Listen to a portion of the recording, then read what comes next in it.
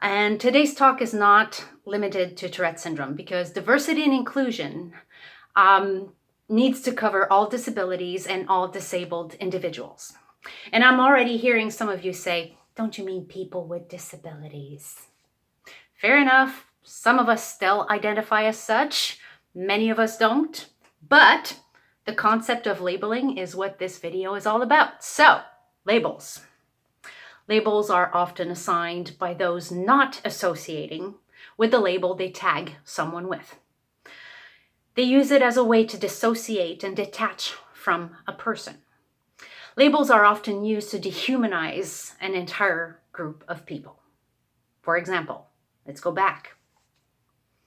Don't you mean people with disabilities? I'll do you one better. What do you got, Tourette's? Or another classic. What are you, autistic? So yes, labels can be negative, especially when they are assigned by someone who's not associating with that label. Still, because we're not living in that dream world of no labels, which would mean we've achieved equitable treatment for all, which would mean that the playing field has been adapted for everyone to play and have a real fair shot at winning. Labels are a necessary evil, especially in the diversity and inclusion realm. But those labels need to be applied properly and used properly. So first, D&I departments, you need to clearly start using the words disability and disabled. Clearly. Disability and disabled need to be included in your vocabulary. So, we've got that. We identify disability and disabled in the diversity and inclusion realm. Then, individuals identifying as disabled is also an element that's a necessity.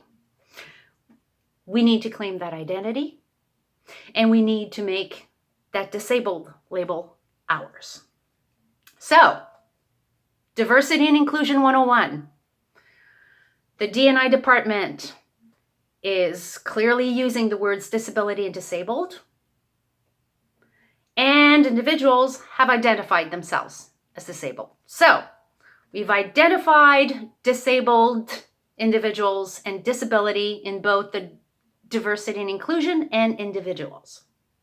So, disability and disabled has been identified. Diversity and Inclusion 101. You cannot accommodate or include what's not been identified as excluded. Let me repeat. You cannot accommodate or include what's not been identified as excluded. Food for thought. So, diversity and inclusion departments, you need to include the words disabled and disability in your vocabulary. You have to identify what needs to be included because people of color are included, the LGBTQ plus community is included, everyone not identifying as cisgender is included. In all those workplace diversity reports, the people of color, the LGBTQ plus community, and again, this people identifying as non-cisgender are included in all those workplace reports on diversity and inclusion. And in 95% of instances, disability is categorically included. And people are like, well, disability is implied. It's like, no.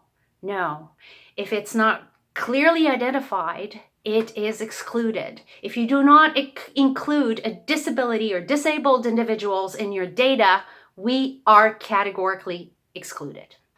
Those are my 2 cents. One thing you could do is perhaps hire one of us in your diversity and inclusion efforts. Have one of us help you with the disabled and disability vocabulary. That would be one way to go. Anyway, again, one Tourette's opinion.